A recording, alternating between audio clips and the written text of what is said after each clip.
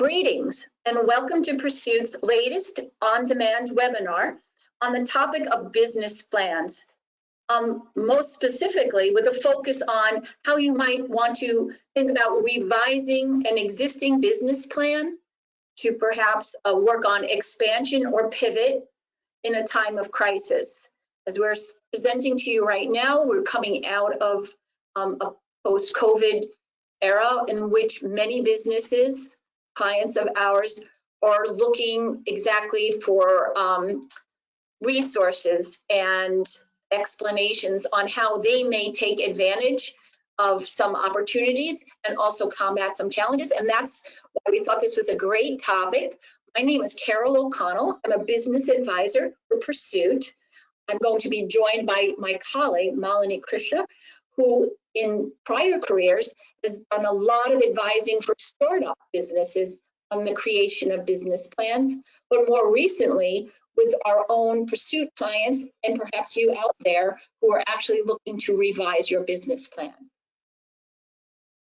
Hey there. Hi, Malini.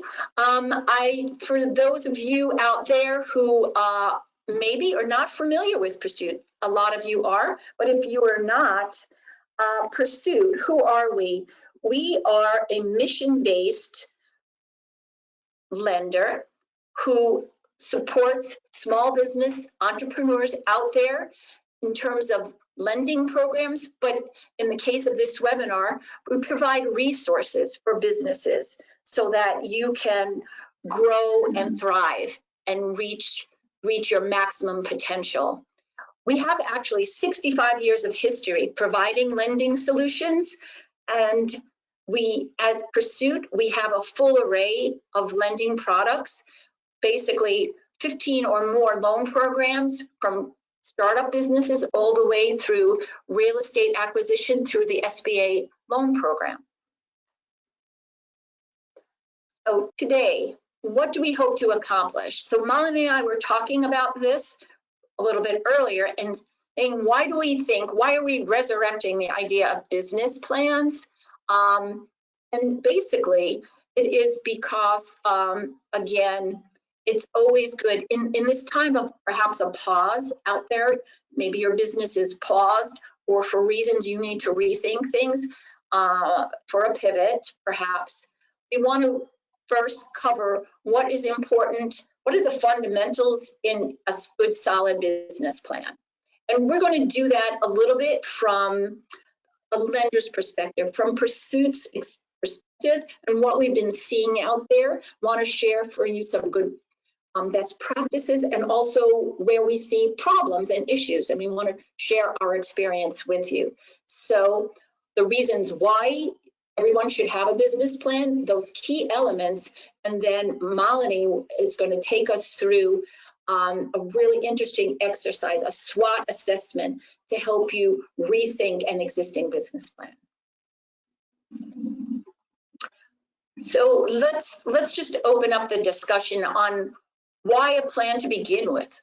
Well, first of all, for those of you starting a business, it's an essential part of that exercise. You've been dreaming, now you're actually going to memorialize your vision in an actual plan. When you're looking to grow or expand the business, you have an opportunity. Now's the time to pull out that original plan and refresh. And then again, the reference of when perhaps there is a struggle, there is an obstacle, you may need time, this may be a perfect time to pivot your business. So those are three good reasons why you might have a business plan. Malini, do you, is that what you're seeing a lot of these days with clients, particularly growth and pivot? Mm-hmm. Yeah, I mean, I think the benefit that you and I have is that our job is to really come in and look at the operations of a lot of our borrowers and to help them really help them flourish and grow. And why business plans have become increasingly important in this COVID-19 time and even post-COVID is that we're seeing that businesses have to operate in new ways, and more specifically, they need to work with a lot of other people, a lot of other partners they might have had to borrow for the first time. And having a plan is actually what's going to help you set yourself up for success. You know, we see a lot of people who are suddenly have done it on their own for 10, 15 years, and now they need a business partner and they need to understand their business plan. Or maybe you're a startup, you know, this is a great time to start a business too.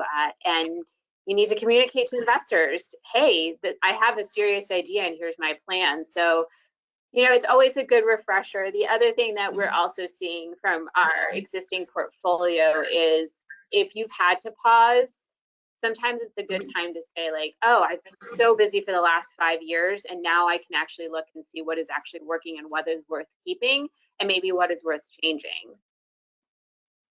Great. Yes. So to your point about business plan being a roadmap for the owner, but we're going to share the lender's perspective because many times you, in order to accomplish this, you're going to be needing to access capital, whether it's a partner's capital or a lender's capital. We're giving you that perspective. So how about we just launch in, we're going to take a few moments. There's so many resources out there. We totally recognize that by Googling, you can find templates on how to create a great business plan. So we just want to re-emphasize those elements. Malini, I'll let you take over just to cover this quickly before we then get into that really interesting SWOT analysis. Sure. So I think that the three major things that every business owner should think about and consistently review is, you know, the mission, vision, and strategy of your company. And the way I kind of think of this is mission is like, what is your primary function? Why do you exist? You know, are you a coffee shop that has a lot of foot traffic and now that might be slightly different? Do you provide a unique product that you can't get anywhere else? What do you do? And then the vision piece is really, why do you do it? And I think this is something that business owners often undervalue. This is really your value proposition to your clients, to your investors, to your partners. A lot of people can do a lot of things, but if providing value is what's really going to differentiate a business owner and often what keeps them through and keeps partners aligned with them even through the hard times. And then finally, the strategy is really the operations. You know, I spend a lot of times in startups and so many people tell me the story of writing something down on a napkin. And that's very useful. You know, it's good to have a vision and an idea, but until you can execute on it and have a plan to execute, it just stays in your head. So I think that's really important. I will just say, like, you know, you talked about templates and a lot of other things that are out there. There are a lot of resources, you know, you and I both work very closely with the business development centers, the SBDCs across our geographies, and they can really help you with these step-by-step processes. You know, it isn't something you have to do alone. And in fact, you know, as a former small business owner myself, like, it is very helpful to have a partner to talk these things through, because oftentimes we get, as a business owner, really impassioned and really focused on what we think is right, and it may not be able to be communicated when I talk specifically about the vision to other people. So, you know, not only can you use the templates that are available online, but try to engage some in-person resources. And this is also really important because, you know, we've been talking a little bit about outside help, but there are other people involved in your business, whether you like it or not. You know, it might be a partner, it might be a friend, it might be the person that you always call to for advice. And if you can incorporate them in perspective in designing your business plan, you can have a more robust idea of what you're doing. That's perfect. That's literally take away in terms of a best practice. Don't do this on your own. Bring in people who are invested. Very great. Yeah. So one of these elements is probably one of the very first things that you need to think about, right? When in starting and also reevaluating your business.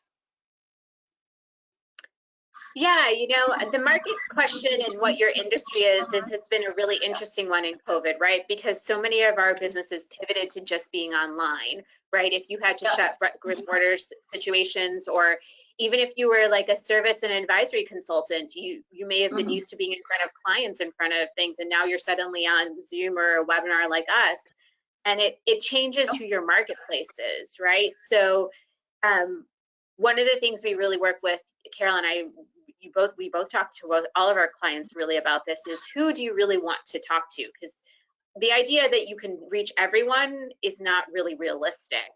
So, you know, if you have your mission, your vision, and your strategy, you can really look at that vision to define who your market niche is. And it's okay to say that you don't want to go after certain people, certain groups of clients. You know, maybe you can't ship all over the country and you really want to stay local. Maybe you only want to work with groups of 10 if you are, you know, we've had a number of coaching folks that are in our portfolio. That's okay. You don't have to make it so like thousands of people do that, but understand who you're focusing on so you can continue to drive value for that type of person and grow that way. And, you know, I think the other thing that has also been as a result of sort of opening up in this digital marketplace is understanding that your competition may not just be the people that are in your town or your county. It might be a larger portfolio now. So, you know, you're competing against a lot of online voices and other people. So who are your competitors and who else is providing what you're doing? I always used to have this problem myself, is that, you know, I think I'm the only one that's doing this. It's not usually the case. Very rarely are you the only person that's doing something. So really understanding who your competitors are, who else is doing either something identically or very similar to what you're doing, and really being able to differentiate your value lets you have a competitive advantage. Right. I might add this one thing that I've been thinking about is that a lot of people going online from, but if ultimately, Malini, your view on, but if your competitive advantage was always in that original business, you know, whether it's your brick and mortar or your neighborhood presence or whatever that is, I think we don't want, you know, I hate to see people throwing that out. It was important to keep the business going, to just do a larger reach, but not lose sight of what made you who you were, and come back to those roots when things come back to a little bit more normal. Would you agree? Mm-hmm. Yeah, and you have a lot of experience doing business development, Carol. And one thing you've always taught me is like it's easier to retain a client than it is to get a new one. So, you know, that's always a good adage to kind of remind yourself here, is that a lot of times we've talked to clients about pivots and they just want to change everything, and it may not be necessary to change absolutely everything. You know, it could be that maybe it's a slight pause, or maybe you deliver value in a slightly different way, but the core people who have supported you and followed you and have been loyal to you, you should reward and keep them engaged. Exactly. I think that's such a relevant point today. Yes. Malini, I know that you have, I know that you have a lot to say about marketing and sales. What is one thing you could, you had a couple words of wisdom when we were talking about this yesterday, about no matter how good your product is, your idea, it's like, it doesn't sell itself, right? Mm-hmm. Right, you know, and I think that marketing is a very useful function for most businesses, but it can't, it's not effective if you don't have the follow through. You know, a lot about what we talk about in strategy is execution. We have plenty of people who, like myself included, there's plenty of people who can tell us what to do, but to actually be able to execute it, it's marrying that marketing efforts with your business development efforts, I think, is a really critical here. You know, we all are, you know, we all work with small businesses and we all are interested in small businesses. They only work if they have sales coming through. I know a lot of the year has been about, oh my God, we just want to preserve what we have. And we've been working a lot from on the lending side on, you know, making sure that people can stay open, but what lets you continue to execute and continue to grow even during COVID. We've seen some clients actually do even better at this time because they've really focused on their business development efforts and, you know, understand who their clients are and continue to serve them. So, you know, you can have the best plans in place, but if you don't have the business development side to really like to engage that, it's just going to be a plan. And also keep in mind, you know, a lot of the things we're seeing that people want to do in the marketing and sales area require effort, right? Like social media marketing requires you to post content and generate content. If you have e-commerce sites, you have to make sure that your inventory is accurately reflected, that, you know, people aren't just hitting click buy and then getting an email 3 days later saying, oh, we're out, sorry, you know. And so it's making sure that your business development practices marry with what your marketing strategy is. So, you know, like who you're going after, what you're actually offering them, and how it, and communicating effectively how they will get that. Yeah, that's a really great point, because we see some really, really fancy, well-written marketing strategies, especially when it comes to social media. But then, you know, as a lender, we look behind and say, they have a team of one person. How you know, how can they really pull this off? And that's where the rubber meets the road. So just, you know, just consider what you know, your capability, your capacity really to execute on marketing. And which is really what a lender will look at, because that's where the sales are coming from. Actually, the organization and management, that's exactly leads into this topic about business structure, and then who are the key players. We understand, probably a lot of you out there are sole proprietors, understand. So then the question is there anyone else you can lean on? Who else could possibly be on your team, and what are their qualifications and skills? I think building a strong network and leaning on each other, but then at the end of the day, can you call upon them? Are they really working for your organization, or do you have a lot of people giving you good advice, but you're the only one able to execute, right? We've talked about that as being a challenge. Right, and I think especially as people, when they come to us, they're usually seeking money and seeking partnerships. And they'll just say, oh, I gave equity in my company to this person and this person and this person and this person and this person. You have a lot of cooks in the kitchen, but what are they contributing? And if it's purely financial, like, do you know that you have the capacity to sort of manage all of those players? You know, it's always, like, I always like to say, like, you know, whoever's on your organization chart or your capitalization table, if you are a startup or seeking equity financing, are they your brand ambassadors, right? Like, everyone that's on your team should be a team player and really be like an ambassador for what you're doing. So, you know, there's the finance piece, and then there's actually the like capacity piece. You know, we see a lot of folks have very sophisticated processes, and then we say, who's doing it? And they're like, me. And they're like, well, you also have the sophisticated project for this. And they say, who else is doing it? Well, me. And, you know, we love ambition, and we love, you know, people who are really entrepreneurial, but sometimes we have to like take a step back and say, like, who can actually help me? And deal with that. Good point. And you touched upon the point about bringing in partners. We talked about partners, and just from a lending perspective, we always trying to remind people, if you've given a product, you brought on somebody who's holding 20% or more ownership in your company, they are now your financial partner when it comes from a lender's perspective. And so if you go to Access Capital, come to Pursuit, or any other lender, they will require that individual as well, people who hold 20% or more, to sign the financial obligations. So, like, while we do want you to build a support team, just everyone should recognize that that comes with financial obligations that go beyond, you know, when it comes to borrowing and things of that nature. Okay. And that's, I think, a really important point that you've mentioned to us. We've talked about this, Carol, is that in 2020, we've seen a lot of people change their organization structure because of either capital needs or different needs. That's a big thing to communicate, especially if you're working with a lender. Like, if something really changed, like if you're a sole proprietor and you brought someone else on in 2020, those are key things to keep in mind. That's true. I think we'll see a lot more of that in 2021. Exactly.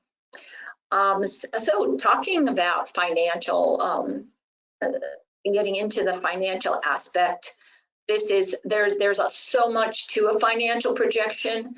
I feel because I worked in underwriting, I tend to tell people that when I look at a business plan, I look at the numbers first. That may be unfair, but I put the numbers in front of me, and I use the narratives as the footnotes to the numbers so that the two need to mesh. And we've laid out here very much the classic components. This would be for a startup, but it would also be for a growth company. And what it is, if you're an existing business listening in, you are obviously very familiar with the profit and loss statement and the balance sheet through some kind of bookkeeping mechanism. You probably are actually focused on your cash flow statement, which could be also your checking balance at the end of every day, because at the end of the day, that is the ultimate cash flow statement.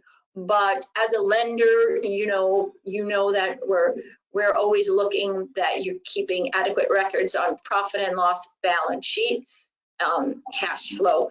But the key assumptions and a budget. So if you're starting the business, obviously you're building a plan. How much is it going to cost to launch? But don't neglect this area when it comes to an expansion or a pivot, because they all come with capital costs, not just the expense. You might recognize it's going to cost more to expand in a business from an operating expense, but what is the launch cost of that? And so an important element that we all look at is what are your assumptions and what was your capital budget? That's what we mean on that first the first icon.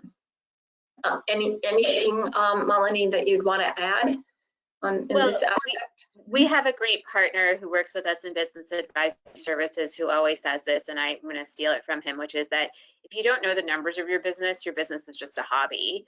So if you actually want a functional business and you're on the hook for money, if you borrowed money or you have financial partners, it is vital to have this. And increasingly, because we were so involved in a lot of the relief programs like PPP and New York Forward and other things, we're seeing that people who traditionally may have kept really good profit and loss statements, right, because you want to see your business in and out, are realizing they need some of the other pieces in place, and that it impacts them, right? Like if you took on, any of the relief loans at size, you have a balance sheet now. Even if you did everything on what was in your business checking account before, you have other kinds of commitments, and people are going to be looking at that from a global perspective, especially if you're seeking money. So I think that, if you don't know how to do a balance sheet, we have a webinar that is on our website too, but I think that is increasingly becoming important. I also like to say, like, from an owner's perspective, the key assumptions, budget, and cash flow is a really good operating tool, right? Like oftentimes we say like, oh, we do the profit and loss and balance sheet because my lender asked for it, or my CPA asked for it, or someone else asked for it. And this is something I have to do with something else. But these all four of them are super valuable as management tools as a business owner, but especially your budget, your assumptions, and how you're using cash, super important, right? It tells you like all sorts of things, and it helps you plan, right? You want to know things like, you talk a lot about this, like the burn rate, like how much cash do you have in the bank? Actually, right, month to month, right? Yeah, your weekly, your monthly. During 2020, everyone, right, keeping a super close eye on that. Again, so important. So yes, we look to our website, and we've got a lot more webinars to come and assistance regarding helping you create that balance sheet based on things that went on in 2020 with relief loans. Great.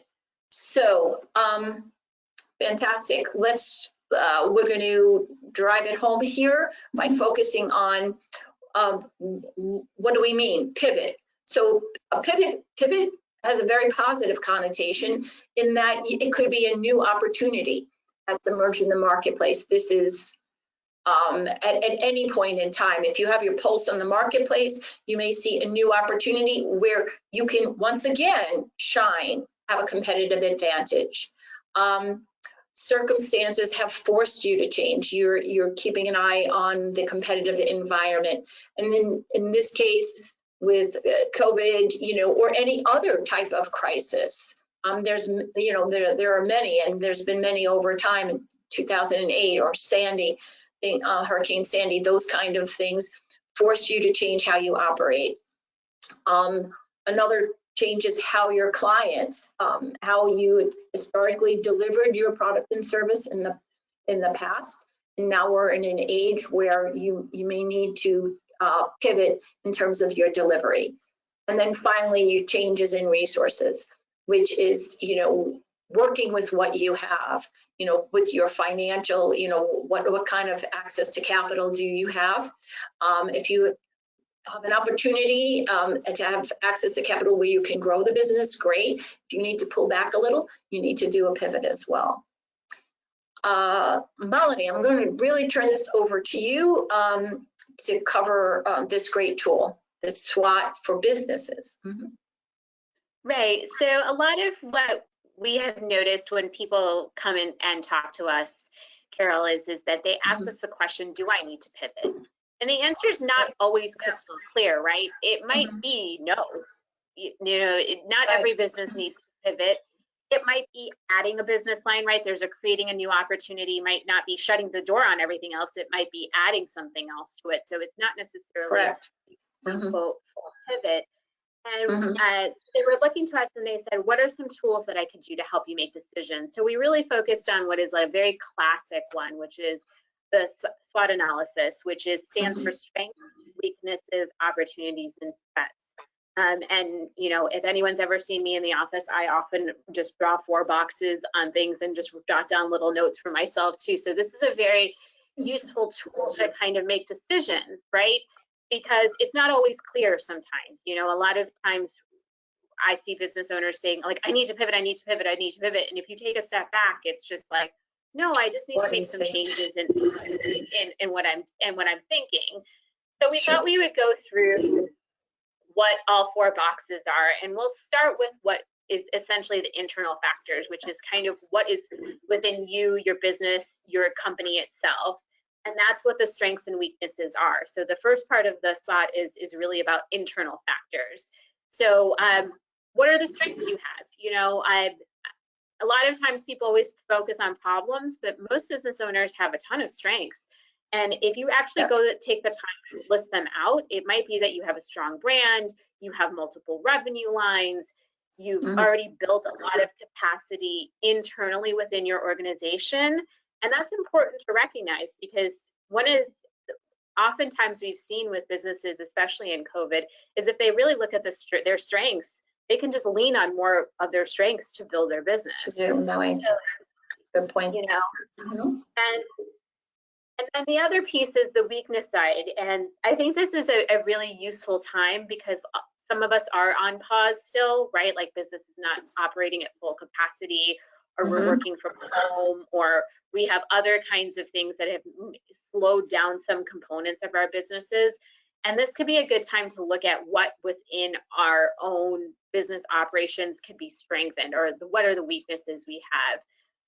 Obviously, not having sufficient adequate cash flow is the one we deal with the most. But from our advisory side, we're really looking at this from an operational perspective. And one of the ones that people often miss on the weaknesses is their team, right? Like we've talked about COVID fatigue and things like that. So really understanding what your team is, and we talked about getting help, but you already have existing teams here. And so like looking at what is not necessarily working or communicating, or needs to be changed, right? Like maybe you didn't have your business set up to really respond to the pandemic, and really making those structural changes that have to do this. And I'm surprised at how many, I was just talking to a client earlier today, and some of the biggest things that we see some of our small business owners talking to is their financial planners, specifically on this area. Like, do I have sufficient insurance? Do I have, various different plans in place for contingencies? And those are things that are not necessarily like all external to you and you're saying, oh, I'm at the mercy of this. There are resources to come and help you. Right. And just to emphasize again, the idea that doing this analysis, bring in team members, bring in stakeholders, call your team together, call your employees together, have frank discussions on this. So we're not, again, suggesting that you conduct this exercise on your own, isolated in your office. It's great to get feedback. Customers, some trusted, valued customers, your strongest customers, or ones that you've actually lost. That would be an important aspect as well. And if anyone is using external people to help them, this is a really good time to ask some of your business partners, vendors that you've worked with, people you have existing relationships with. If you have an external marketing firm, they can help you do a focus group of different players, because we just often think about just the transaction itself of small business, of like, this is the product or the service I have and I sell it to you. But there are a lot of components in your supply chain or how you get there where they're actually observing what your strengths and weaknesses are. Right. And one of the things that we've been really excited about is we see a lot of our small businesses working together, right? And they say, hey, you're really good at that, and I'm really good at that. Let's come together. Or they might be able to point out things to you. To that, yeah, exactly. Vendors, good point. Yeah. So let's jump now to external factors, which again, by its definition, might be out of your control. It doesn't mean that you can avoid addressing it, but there are opportunities as well. So correct. And we're really talking about like large structural things that you can either take advantage of or not advantage of. A lot of people have been using relief money to really retool their business. That was a great external opportunity that came about as a result of COVID. You may not have had both the time and the capital at the same time to really focus on how to move something forward. So that was a great external opportunity that came from the government in the form of the CARES Act. And there's other things that I like to often tell people is if as you're doing this and you're working sequentially, look at yourself first and your strengths and your weaknesses, and then move on to the opportunities and threats, because especially opportunities, there are things that you could already leverage that you might have. We have on this list strong branding.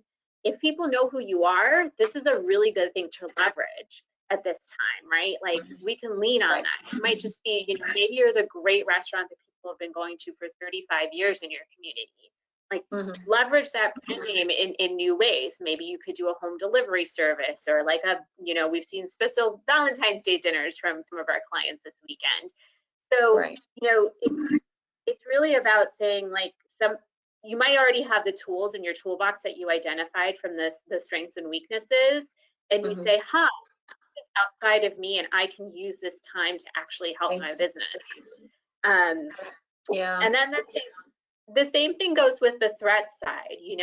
A lot of people always tell me they're scared of doing the T part in SWOT analysis, because it is really out of your control. Like you were a pursuit, I think, during Hurricane Sandy, right? And so no one could really foresee exactly what was going to happen, or even COVID-19, right?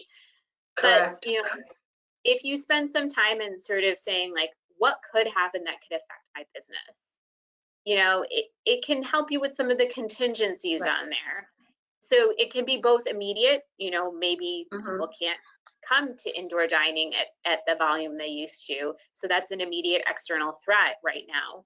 But, you can start thinking, okay, if my business is only going to be, 25% in-person dining for the next 12 months, let's say, you could plan slightly differently. So, threats are often the opportunity to make something different. I talked to a client who literally 2 years ago wrote down in a risk analysis, what if no one can come into my business? And so he had a plan when COVID came in. Yeah. Right. And that's the value of doing exercises like this pretty regularly, is that like you spend some time on focusing on what you can capitalize outside, but you also spend some time on things that you should be thinking about for contingencies, right? Yeah. And the other thing is like we look at broader threats as patterns, right? You know, we've seen a lot of businesses succeed from catering from the work from home population, for example, but there are some that are hurting, right? Like we think of some of the local businesses right around very big business districts that may not be doing as quite as well. And one of the threats they should really consider is what if people don't come back into the office? Yeah, absolutely long term, right? There's cyclical things and long term. So, you know, Monday morning quarterback, should have, would have, could have. There's really no point that we're not really talking about that, going back and beating ourselves up over things we didn't see. This is really a great opportunity to plan for future events, because they will happen, maybe not to the different degree, but having those cushions and having a contingency plan. I think you've mentioned that word so many times, and I think that is probably the most important thing that we're all taking away from that. And pivot plans or contingency plans. You could have a pivot plan and you put it on the shelf and you pull it out when needed. So we're not saying that, you know, people need to radically change here and now or not survive. That's not really the case. It's always having a plan in place. Yeah, I think we're coming on the 45-minute mark. We've been over because we're so really excited to share with you, and having Malini here with her vast experience. She's worked with so many different clients throughout the years, on both as an advisor, you know, as an investor or as a lender. From Pursuit's standpoint, you know, not only, again, a reminder, we're not here just, you know, we're here for your success, not just in lending, but in resources. And so we've got such a great set of on-demand webinars. Constantly get on our mailing list. Check out our website, pursuitlending.com. We have an amazing COVID resource page at the moment, where you have the latest information and on all kinds of things, including opportunities throughout New York State. So Pursuit serves both New York, New Jersey, and Pennsylvania, and to focus on New York, but it's the tri-state area. If you have specific questions on anything you have heard during this recording, please shoot us an email at info@pursuitlending.com. We would love to hear from you. And Malini, any final words? You know, we really believe in small businesses, and that's why we do this.